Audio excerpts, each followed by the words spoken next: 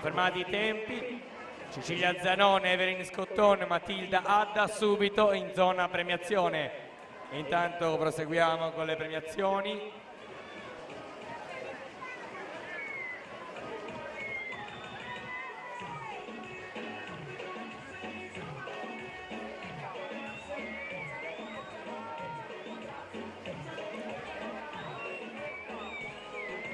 Prossima premiazione sono i 100 metri rana ragazzi maschi.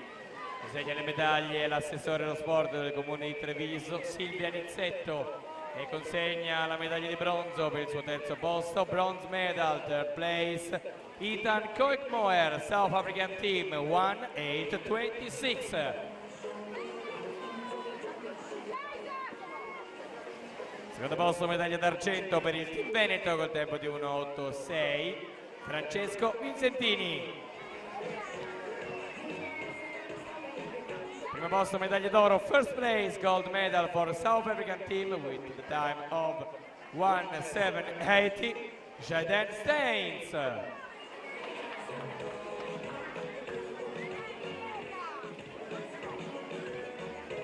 Quinta serie esordienti a maschi alla partenza.